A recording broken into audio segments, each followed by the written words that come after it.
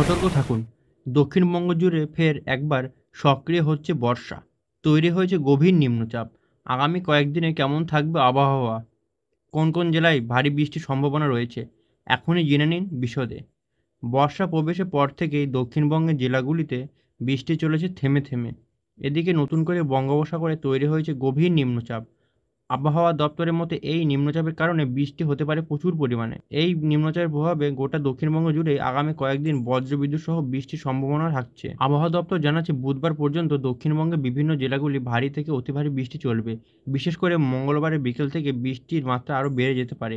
এই মুহূর্তে বৃষ্টির সতর্কতা জারি করা হয়েছে কলকাতা, হাওড়া, হুগলি, উত্তর চব্বিশ পরগনা, দক্ষিণ চব্বিশ পরগনা, বাঁকুড়া, পূর্ব বর্ধমান, বীরভূম, মুর্শিদাবাদ, নদিয়া এইসব জেলায় বজ্রবিদ্যুৎ সহ ভারী বৃষ্টি হতে পারে বলে আশঙ্কা করছে আবহাওয়া দপ্তর। শুধু বৃষ্টিই নয় বন্ধুরা, সঙ্গে বইতে পারে ঝোড়ো হাওয়া। দক্ষিণবঙ্গের এই জেলাগুলিতে ঘন্টায় 30 থেকে 40 কিমি বেগে ঝোড়ো হাওয়া বইতে পারে বলে জানিয়েছেন আবহাওয়া দপ্তর। তাই সাধারণ মানুষকে সতর্ক থাকার পরামর্শ দেওয়া হয়েছে। আবহাওয়া দপ্তর গোটা দক্ষিণবঙ্গেই হলুদ সতর্কতা জারি করা হয়েছে।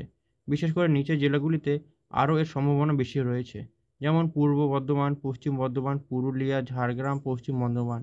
আগামী মঙ্গলবার ভারী বৃষ্টির পূর্বাভাস রয়েছে দক্ষিণ চব্বিশ পরগনা, পুরুলিয়া ও পশ্চিম বর্ধমান।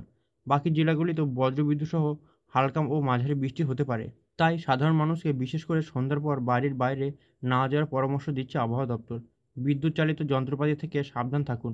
চাষবাস ও ছোট নৌকাযোগে যারা নদীতে যাতায়াত করেন তাদের বাড়তি সাবধানতা নেওয়ার নির্দেশ দিয়েছে প্রশাসন। আপনার জেলা সম্পর্কে এই আপডেট যদি আপনার উপকারী বলে মনে করা হয় তাহলে ভিডিওটি শেয়ার করুন আপনজনের সঙ্গে। আর এইভাবে প্রতিদিনের আবহাওয়ার আপডেট পেতে এখনই সাবস্ক্রাইব করুন বেঙ্গলি খবর টুডে চ্যানেলটিকে।